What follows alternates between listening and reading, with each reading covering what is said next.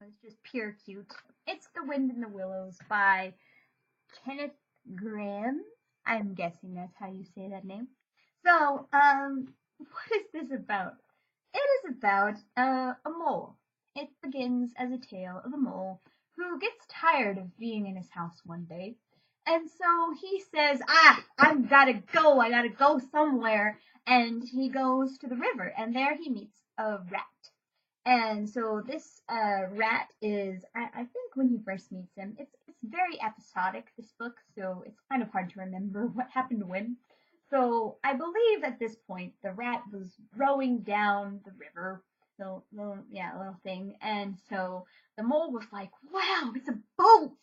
And the rat's like, "You want to come with me?" And so they become friends. And the mole stays with the rat for a while. And it's kind of just all the things that happen while the mole is staying with the rat.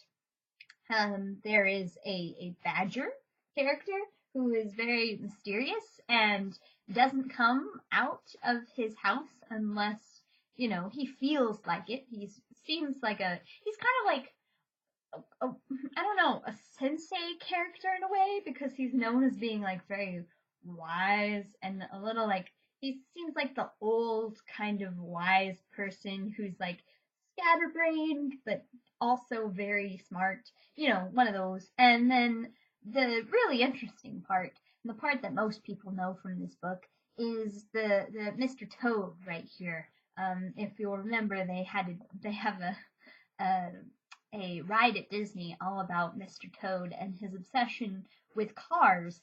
He's the only one that has really a cohesive narrative within the book. Most of these stories are just, okay, so something happens to Mole or something happens to Rat, and so they decide to do something, it could be something as serious as there's a child missing, or it could be something as benign as we want to go on a picnic. Like, there's no cohesion with that at all. It's very interesting as far as that goes. Very random. All of it is very cute. Like, you like the characters, and they're very sweet, and they're nice to each other. But there's just no cohesive storyline except for Mr. Toad. Mr. Toad is a very rich person, and he lives in Toad Hall, and he's very proud of his riches and everything, and he thinks he's better than everyone else. And so what happens is he finds out about cars. At first he's obsessed with something else. He's definitely got some sort of mental illness, where he's just obsessed with certain things to the point that it's like dangerous to himself and others. He becomes obsessed with cars, specifically though crashing cars, and driving them way too fast and then crashing them. He loves it. And he loves it to the point that eventually he starts stealing cars, and then there's this whole plot where he gets thrown in jail and has to get out of jail, and then they have to, the other three characters have to like rehabilitate him, and it's just like all these really benign stories, and then you have this one character who has obvious issues and his tale of downfall, and it's really strange. Like, it's a good book. It's so cute, and it would be really fun to read your children. But then you have this one character.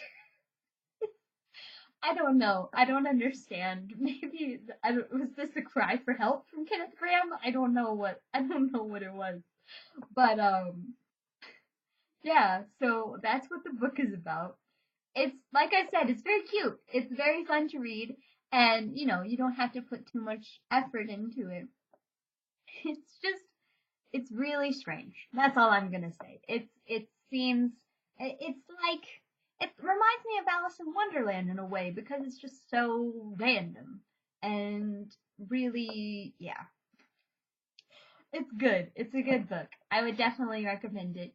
Again, it's not gonna be way up very high on my list of books to read, but it's definitely there in the middle, and I'm sure I will pick it up and read it some other time again. Um, yeah, it's really strange. That's all I gotta say.